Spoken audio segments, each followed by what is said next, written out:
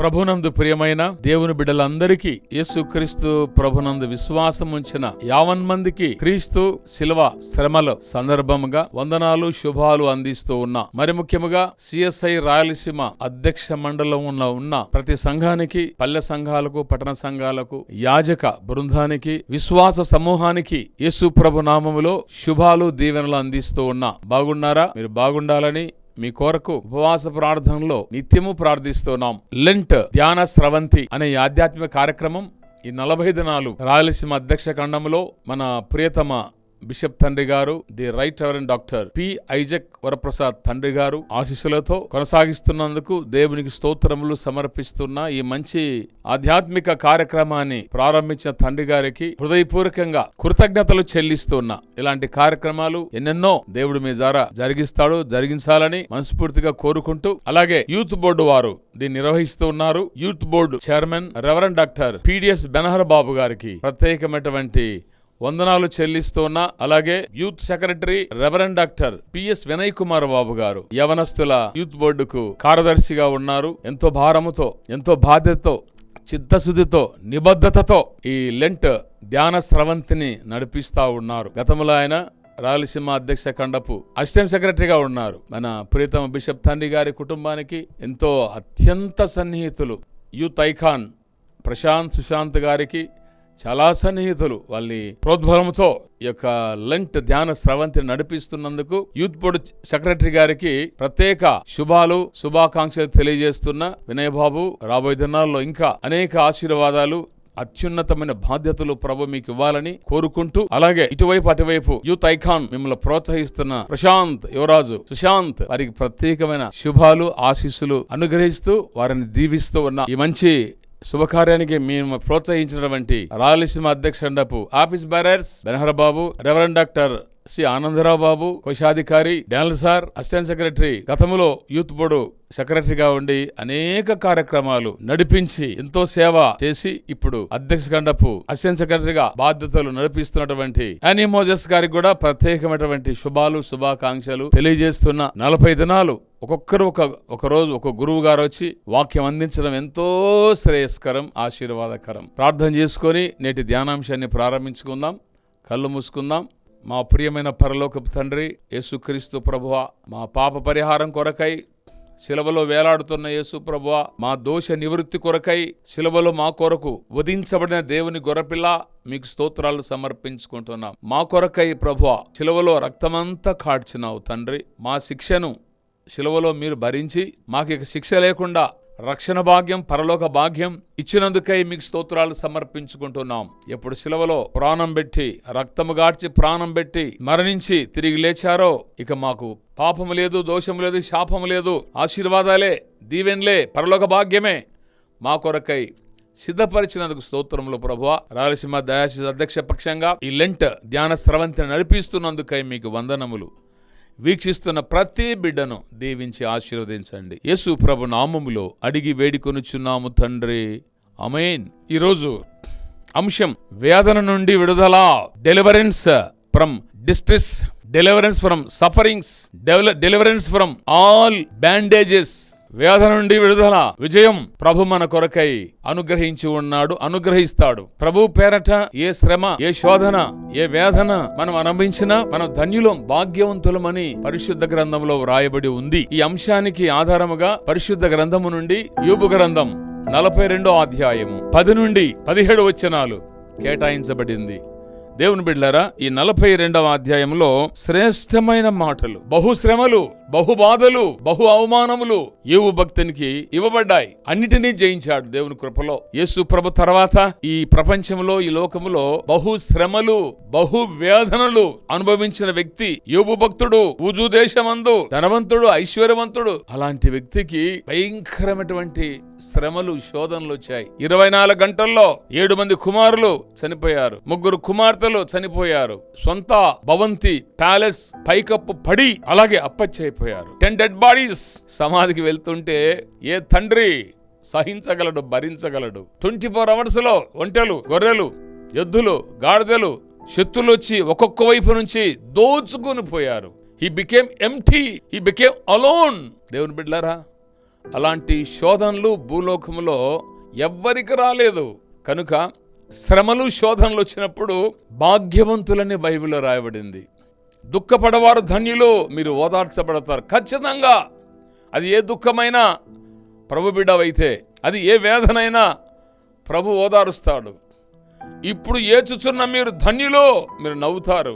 ఇప్పుడు ఆకలి కొనుచున్న మీరు ధన్యులు, తృప్తిపరచబడతారు. కనుక దేవుని బిడ్డలారా, క్రీస్తు శిలువ శ్రమల కాలంలో ఈ అంశం చాలా శ్రేష్టమైన అంశం. వేదన నుండి విడుదల, deliverance from all sufferings, deliverance from distress.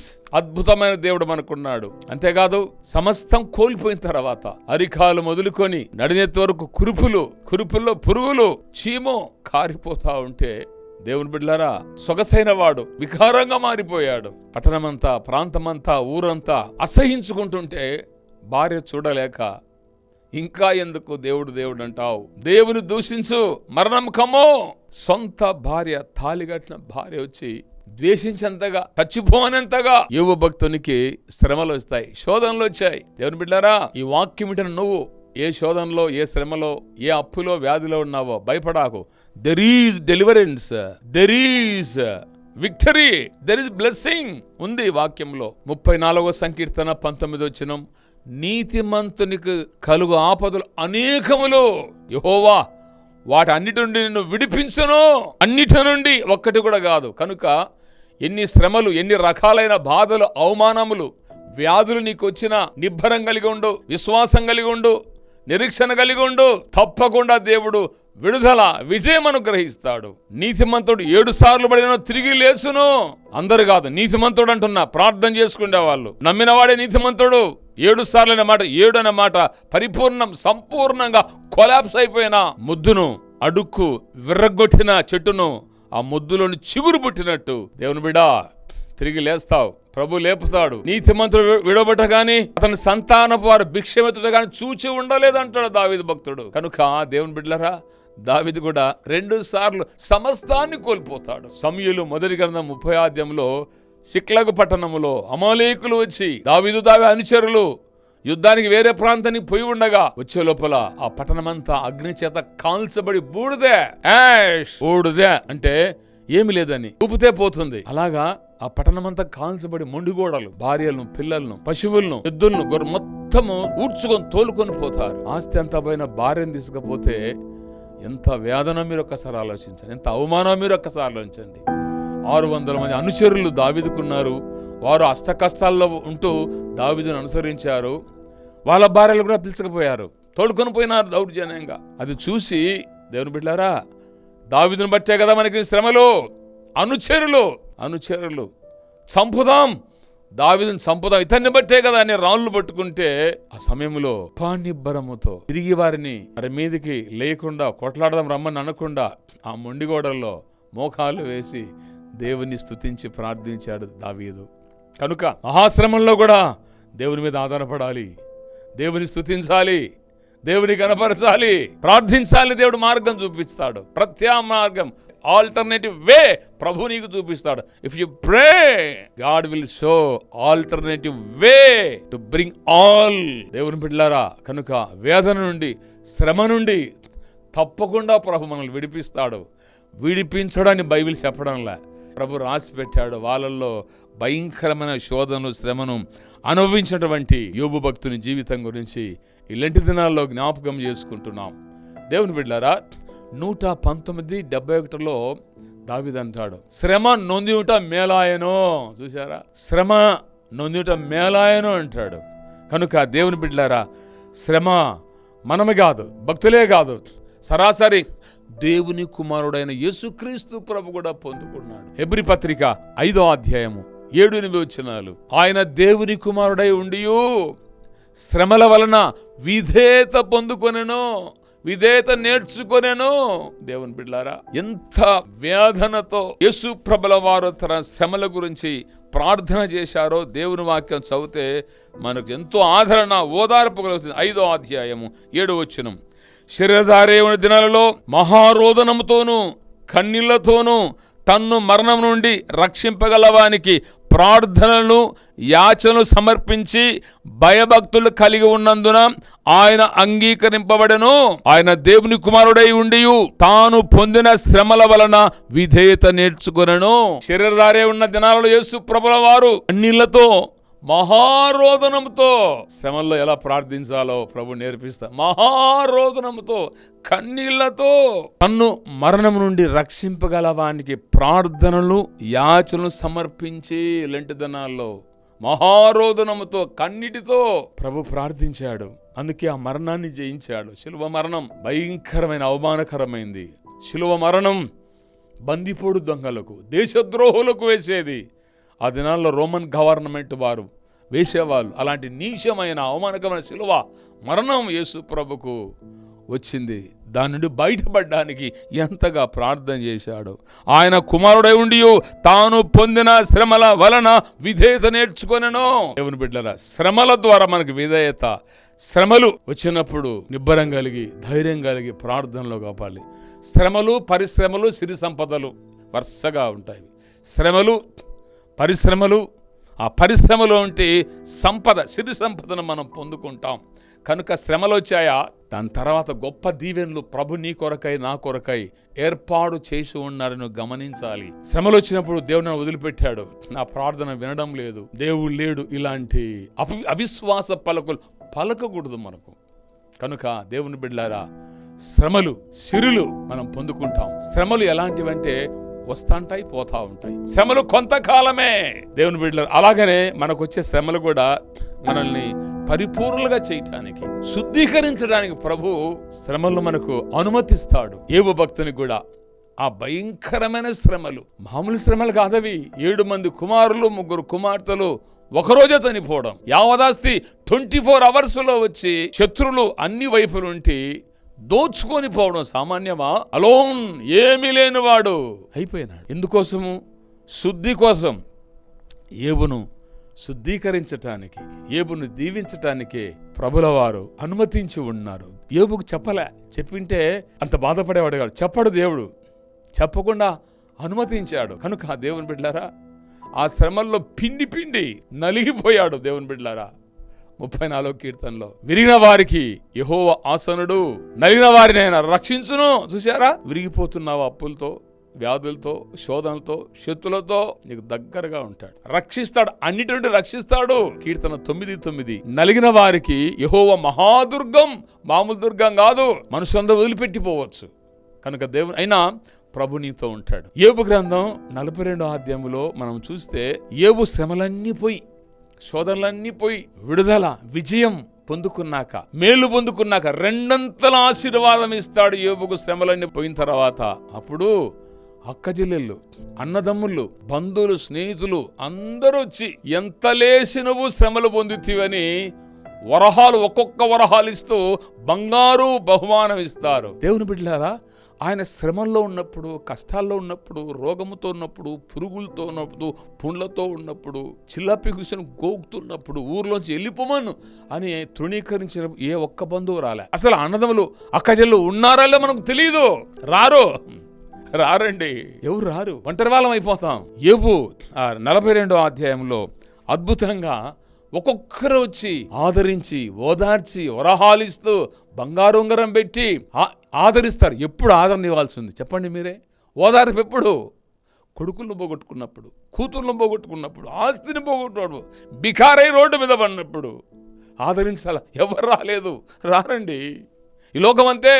అందుకే ఎవరి మీద బాధపడాలి, వాళ్ళు రాలేదే, వీళ్ళు రాలేదే. దేవుని బిడ్డలారా, చక్కటి మాటలు ఉంటారు. యోబు గ్రంథంలో 41వ అధ్యాయము 11వ వచనంలో, నేను తిరిగి ఇవ్వవలసి ఉండినట్లు నాకెవడైనా ఏమైనా ఇచ్చానా? కష్టంలో ఉన్నప్పుడు ఎవరన్నా ఏమన్నా ఇస్తారేమో ఎదురు చూశారు, ఎవ్వరు రాలేదు, రారు, ఇవ్వడానికి అసలు రారు. రాకపోగా నువ్వు అది చేసినావు, ఇది చేసినావు, అందుకే ఈ శ్రమలు, అందుకే ఈ శోధనలు, తగిన శాస్తి దొరికింది, నీకు దొరికింది అని నిందిస్తా ఉంటారు. దేవుని బిడ్డలారా, 42వ అధ్యాయము 11వ వచనం, అప్పుడు అతని సహోదరులందరూ, అతని అక్కజనులందరూ అంతకుముందు అతనికి పరిచయలైన వారిని వచ్చి అతనితో కూడా తన ఇంట అన్నపానలు పుచ్చుకొని యెహోవా అతని మీదకి రప్పించిన సమస్త బాధను గూర్చి ఎంత లేసి దుఃఖములు పొందితివని అతని కొరకు దుఃఖించుచు అతని ఓదార్చిరి. బాగుపడినాక దేవుడు శోధనలన్నీ తీసేసి, శ్రమలన్నీ తీసేసి రెండంతలుగా దీవించాడు. Double portion blessings. బాగుపడిన తర్వాత అన్నీ పొందుకున్నాక మళ్ళా వచ్చి ఏమండి డ్రామా వేస్తుంటారు. అప్పుడు ఓదారుస్తారు. ఎప్పుడు ఓదార్చాల్సి ఉంది? కొడుకులు పోయినప్పుడు, కూతుళ్ళు పోయినప్పుడు, కురుపులతో చిల్ల పెంకు తీసుకుని గోక్కున్నప్పుడు వచ్చి ఆదరించాలి. ఎవ్వరే కానీ రాలేదు కనుక ఈ లోకంలో ఎవరు నీకు సహాయం చేయరు. విను దేవుని బిడ్డ, ప్రభు నీతో ఉంటాడు. ప్రభు ఒక్కడు నీతో ఉంటాడు. నిన్ను ఆదరిస్తాడు, ఓదారుస్తాడు, బయటికి తీసుకొని వస్తాడు. 99 కీర్తన, నలిగిన వారికి యెహోవా మహాదుర్గం. మామూలు దుర్గం కాదు, మహాదుర్గం. కనుక ఈ వాక్యం వింటున్న దేవుని బిడ్డ, నువ్వు ఏ శ్రమలో ఉన్నా, శోధనలో ఉన్నా, అనారోగ్యంలో, అప్పుల్లో ఉన్నా, బికారి అయిపోయినా ప్రార్థన చేయి. యేసు ప్రభులాగా ప్రార్థన చేయి, యోబులాగా ప్రార్థన చేయి, పరిశుద్ధ పౌరులాగా. ఫిలిప్పీ జైల్లో అపోస్తల కార్యములు 16వ అధ్యాయం సువార్త ప్రకటించినందుకు, ఒక యవన బిడ్డను దయ్యాన్ని వెళ్ళగొట్టినందుకు రోమీయులు అందరూ కలుసుకొని పౌలు శీల వస్త్రములు తీసేసి, బట్టలు కూడా తీసి బెత్తములతో కొట్టి చెరసాల్లో వేస్తారు.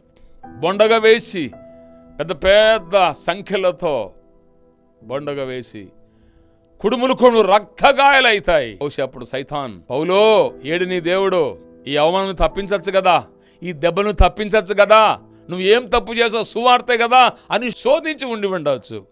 అయితే ఆ నొప్పిలోనే, అవమానములోనే, ఆ చెరసాల్లోనే, ఆ చీకట్లోనే పౌలు శీల ప్రార్థన చేస్తూ పాటల ద్వారా కనపరిచారు. పౌలు శీలలు దేవుని బిడ్డలారా పాటలతో ప్రార్థించగా చెరసాల బృద్దాలయే. పాటలతో స్తుతించినప్పుడు అవమానములో, ఆ కన్నిటిలో, చీకటిలో, దెబ్బలతో రక్తము కారుతుండగా, బట్టలు లేకుండగా అకస్మాత్తుగా సడన్లీ దెర్ ఇస్ ఎర్త్‌క్వేక్, మహాభూకంపం, చెరసాల బద్దలైపోయింది. భయపడాకు, విడుదల. There is victory, there is deliverance, there is glorious blessings. ప్రభు నీ కోసం సిద్ధపరిచి ఉన్నాడు. కనుక భక్తుని, యోబు భక్తుని శుద్ధీకరణ కొరకై అనేకులకు ఆశీర్వాదక తరతరాలు ఆయన బట్టి ఆదరించి బలం పొందడానికి ప్రభు అనుమతిస్తే స్నేహితులు వచ్చినారు, దూరంగా ఉండి విమర్శించిన, దగ్గరికి రాలే. నువ్వు అది చేసినావు, ఇది చేసినావు, అది చేసినావు. అంత బాగైనాక రెండంతలుగా దీవించబడినాక వచ్చి దేవుని బిడ్డలారా ఆదరిస్తున్నారు, పొగుడుతూ ఉన్నారు, వరహాలు బహుమానంగా ఇస్తున్నారు, బంగారు ఉంగరాలు పెడతా ఉన్నారు. కాబట్టి మన ఆదరణ యేసు ప్రభువే, మన ఆదరణ దేవుడే ఖచ్చితంగా విడిపిస్తాడు. దేవుని గ్రంథమే మనకు సాక్ష్యం. యోబు ఆ కృపులతో, వాసనతో వస్తూ ఉంటే ఆ ప్రాంతమంతా, ఊరి వాళ్ళు వెళ్ళిపోమ్మను ఊరి బయటికి. ఒకప్పుడు ధనవంతుడిగా, ఐశ్వర్యవంతుడిగా ఉన్నప్పుడు ఆయన వస్తూ ఉంటే ఆయన వేసుకున్న అత్తరు వాసన పీల్చుకోవడానికి అందరూ లేచి నిలబడేవాళ్ళు మంచాల మీద, అందరూ రోడ్ల మీదకి వచ్చేవారు. ఆయన పోతుంటే ఆయన వస్త్రాలు, ఆయన సువాసన పీల్చుకోవడానికి. ఇప్పుడైతే ఆ రోగంతో ఉన్నప్పుడు, కురుపులతో ఉన్నప్పుడు అసహించుకుని పొమ్మను ఊరు బయటికి. దేవుని బిడ్డారా, తృణీకరింపడి ఊరు బయటికి పోయి పొలాల్లో, అడవుల్లో ఒక బావిలో ప్రతిరోజు ఉదయం సాయంకాలం స్నానం చేశాడు. ఆ కురుపులు కడుక్కుండేవాడంట. ఆ బావి ఇప్పటికి కూడా ఉంది ఇరాక్లో. ఉజు దేశం అంటే ఇరాక్ ప్రాంతం. ఈదనప్పుడు కూడా ఒకసారి వేశారు, పేపర్లో వేశారు. ఇరాక్లో ఉజు దేశమందు పూర్వకాలం యోబు ఆ గాయాలు, కురుపులు కడుక్కుండే ఆ బావి ఇప్పటికి కూడా ఉంది. అన్ని బావిలు ఎండిపోయాయి కానీ ఈ బావి మొత్తం ఎండిపోలే. దైవలీల, దైవ మహిమ, దైవ కృప. ఎవరైనా ఆ బావిలోకి వెళ్ళి ఆ నీళ్లు కడుక్కుంటే ప్రతి రోగం పోతుంది. ఇప్పటికి కూడా ప్రతి రోగం పోతా ఉంది, ప్రతి నొప్పి పోతా ఉంది. హల్లెలూయా.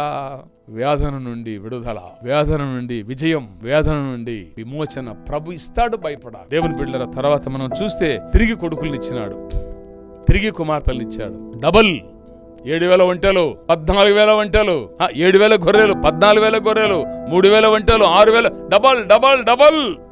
అంతేకాదు, గతంలో కంటే అందమైన సొగసైన కుమార్తెలను, కుమారులను దేవుడిచ్చాడు.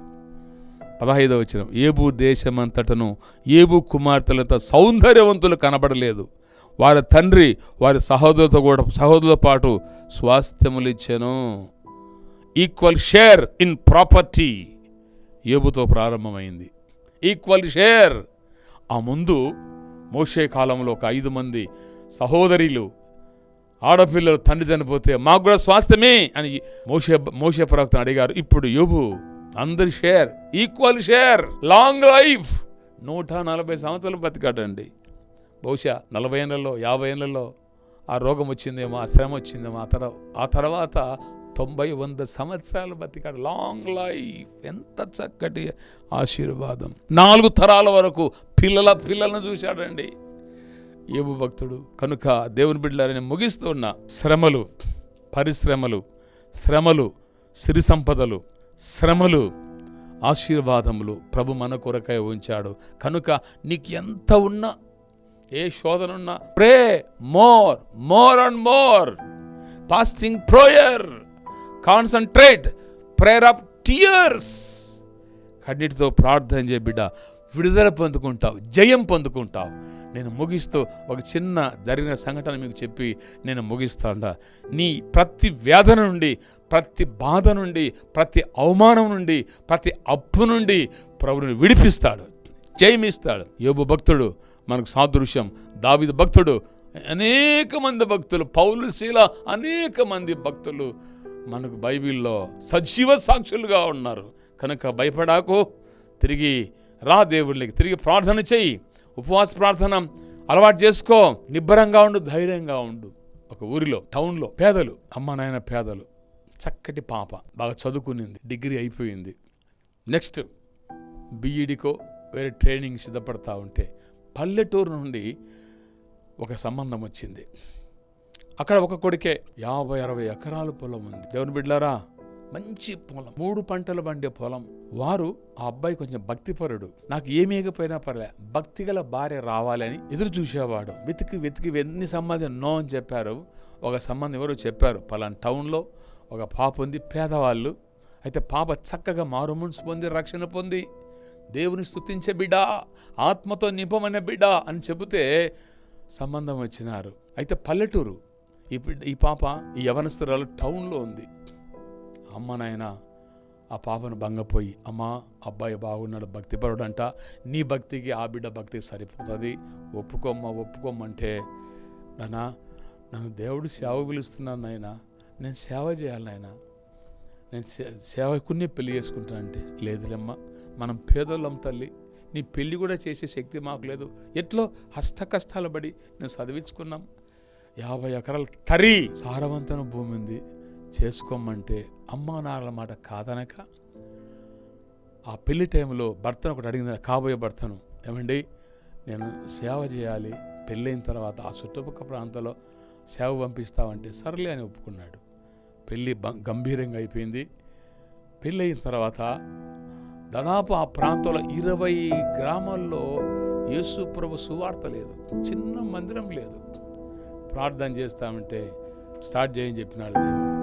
భర్తను అడిగింది, వద్దు, ఇదంతా అన్యుల ప్రాంతం, అన్నీ దేవాలయాలే ఉన్నాయి, పూజ పునస్కారాలే, ఏమనుకుంటారో, నేను మొదటి అడిగాను కదా, పెళ్ళి ఎప్పుడు అడిగాను కదా, నేను సేవ చేసుకుంటానని. ఏం సేవ చేయాలి ప్రభు అంటే స్టార్ట్ చేయమంటున్నాడు, ఇంట్లో ప్రార్థన ఆరాధన స్టార్ట్ చేయమంటున్నాడు. అబ్బాయి పెళ్లి కుమారుడు, ఆమె భర్త అమ్మా నాయుడు చెప్తా, అమ్మ వద్దని చెప్పారు. పాప ఏడుస్తూ ఉంది, బాధపడతా ఉంది. భార్య బాధను చూడలేక, సరేలే మన పక్కింట్లో ఒక ఇల్లు ఉంది కదా, దాంట్లో స్టార్ట్ చేసుకోపో. 10-20 ఇల్లు తిరిగి స్త్రీలందరినీ పోగు చేసి ఆరాధన ప్రారంభించింది. వస్తూ ఉన్న 10 మంది 20 మంది వస్తూ ఉన్నారు. ప్రభా బిడ్డకు స్వస్థత ఇచ్చినాడు, అనేక మంది వస్తూ ఉన్నారు. ఆ 20-25 గ్రామాలకు ఒక్క చర్చి లేదు, ప్రార్థన అనేది లేదు, సువార్త లేదు. అయితే అందుకే ప్రభు ఆ బిడ్డను ప్రేరేపించినాడు. 5 మంది 6 మంది ప్రతి వారం పెరుగుతా 50 మంది అయినారు. మంచి సువార్త, మంచి స్తుతి ఆరాధన జరుగుతూ ఉంది. అయితే ఆ ప్రాంతం ఒక మాంత్రికుడు ఉన్నాడు. అతను తెలిస్తే పంపించినాడు, మేము అగ్రవర్ణాల వాళ్ళం, ఇక్కడ యేసు ప్రభు పేరుండకూడదు, యేసుప్రభు సువార్త ఉండకూడదు, అన్ని మంత్రాలే, అన్ని తంత్రాలే, చెప్పు ఆపేయమని చెప్పు. ఈ 25 క్రమాలు నా అధీనంలో, నా కంట్రోల్లో ఉన్నాయి, చెప్పు. ఆ పెళ్ళెవరో కొత్తగా పెళ్ళయిందంట, యేసువారు ప్రార్థన ప్రారంభించిందట, వద్దని చెప్పు, రాకపోతే నేను రావాల్సి వస్తుంది. వాళ్ళు చెప్తే అత్తామామలు భర్త గజ గజ వణికినారు. అమ్మా ఇక్కడ అంతా అదే ఉంది, మానుకో అంటే నేను మానుకోను, ఏమైనా మానుకోను, నేనేం తప్పు చేస్తున్నా మీరే చెప్పండి అని బ్రతిమలాడి మళ్ళీ స్టార్ట్ చేసింది.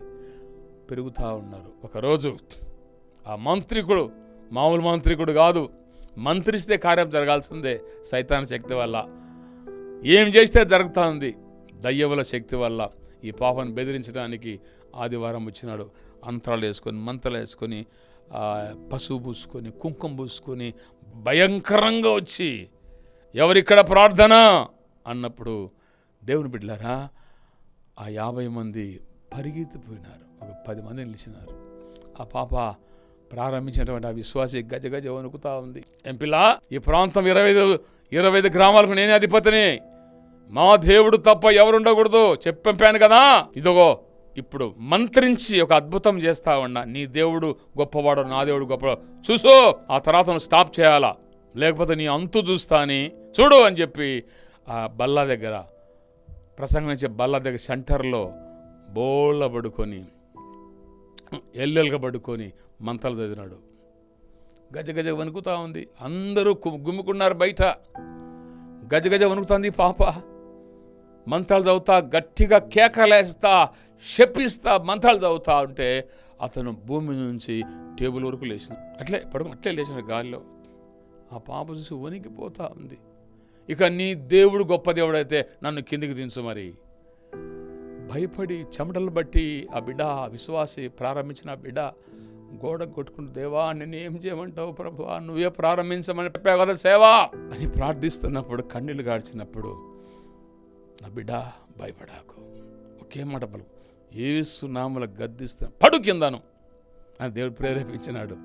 ఇక ధైర్యం అంతా కూడా కట్టుకొని ఎన్నికి తిరిగి ఆ గాల్లో టేబుల్ వరకు గాల్లో పడుకున్నటువంటి ఆ గొప్ప మాంత్రికుని యేసు నామములో ఆజ్ఞాపిస్తున్న, పడు కింద అంటూనే దేవుని బిడ్డలారా ఎల్లెలక పడుకున్న బోర్లపక బడి ముక్కు పగిలి లోడు రక్తం గార్చి చచ్చిపోయిన భయపడి ఆ పాపకు నమస్కారం దండం పెట్టి, అమ్మా మీ దేవుడు గొప్ప దేవుడమ్మా, ప్రార్థన చేసుకోమ్మా, నీ జోలికి రానమ్మా, నా మీద కోపడాకమ్మా అని అదే పాత. చూశారా శ్రమలు ఎందుకు వస్తాయో? ఆ రోజు నుండి కుప్పలుగా స్త్రీ పురుషులు పెద్ద చర్చి కెథడ్రల్ కట్టి ఆ ప్రాంతంలో గొప్ప పాశ్రమగా ముద్రించబడి తమిళనాడులో ఒక ప్రాంతంలో జరిగింది. దేవుని బిడ్డ చూడాలా, శ్రమలకు వణికిపోయింది, శ్రమలకు భయపడింది. గొప్పవాళ్ళు మాంత్రికులు అగ్రకులాల వాళ్ళని భయపడింది, కానీ ప్రభు జయం ఇచ్చి విడుదల ఇచ్చి ఆ గొప్ప ఆశీర్వాదం 50 ఎకరాలు ఇచ్చే లాభం కంటే ప్రార్థన ద్వారా దేవుడిచ్చే ఆశీర్వాదం చాలా గొప్పవి పొందుకున్నారు. ముగిస్తున్న బిడ్డ, నీ వేదన నుండి, నీ శోధన నుండి, నీ వ్యాధి నుండి, నీ అవమానం ప్రభు తప్పిస్తాడు, విడిపిస్తాడని ఆయన మీదనే ఆధారపడదాం. 147 సంకీర్తన 11-12 వచ్చిన, యెహోవా యందు భయభక్తులు గల వారి యందు తన కృప కొరకు కనిపెట్టుకోని వారి యందు యెహోవా ఆనందించు దేవుడై ఉన్నాడు. ఆయన కృప కోసం కనిపెట్టుకో, ఆయన బలం మీద ఆధారపడ్డు, ఎవరి బలం మీద ఆధారపడాకు. ప్రభు అద్భుతాలు చేస్తాడు, విజయం అనుగ్రహిస్తాడు. కళ్ళు మూసుకొని ప్రార్థన చేసుకుందాం. దయగల ప్రభు, ఆ ప్రేమ కలిగిన తండ్రి, ఇలాంటి దినాలలో, ఈ దీక్షా దినాలలో, ఉపవాస దినాలలో, తపస్సు దినాలలో మీరు ఇచ్చిన ఈ గొప్ప అవకాశాన్ని బట్టి మీకు స్తోత్రములు. బిషప్ తండ్రి గారిని, కుటుంబాన్ని, కుమారులను, తల్లి గారిని ఈ కార్యక్రమాన్ని ప్రోత్సహిస్తూ నడిపిస్తున్నారు, దీవించము. ఓ దేవా మీకు స్తోత్రములు ప్రభువా. అలాగే చైర్మన్ బెనహర్ బాబును, యూత్ బోర్డు సెక్రటరీ వినయ్ బాబును దీవించము తండ్రి. ఇంకా ఈ 40 దినాలు వాక్యం అందిస్తున్న ప్రతి గురువును, సేవకుని దీవించము. ఈ వాక్యాలు వింటున్న ప్రతి బిడ్డను దీవించము. మీ జీవితాలు మీకు సమర్పించుకొని నేను విశ్వాసం ఉంచి ఏ శ్రమ వచ్చినా, శోధన వచ్చినా మీ మీద ఆధారపడ్డాన్ని కృప అనుగ్రహించమని రాయలసీమ అధ్యక్ష ఖండంలో ప్రతి విశ్వాసిని, ప్రతి సంఘాన్ని, గురువును దీవించి ఆశీర్వదించమని యేసు ప్రభు నామములో అడిగి వేడుకొనుచున్నాము తండ్రి, ఆమేన్. ఆశీర్వాదం త్రియేక దేవుడు యేసు ప్రభుల వారు మిమ్ములను, మీ కుటుంబాలను, బిడ్డలను దీవించి ఆశీర్వదించునుగాక. ఆమేన్. సిఎస్ఏ టౌన్షిప్ వృత్తి నుండి యూత్ ఫెలోషిప్ వారు పాడుతున్న పాట ఆంధ్రప్రదేశ్ కీర్తనల పుస్తకం నుండి 191వ పాట.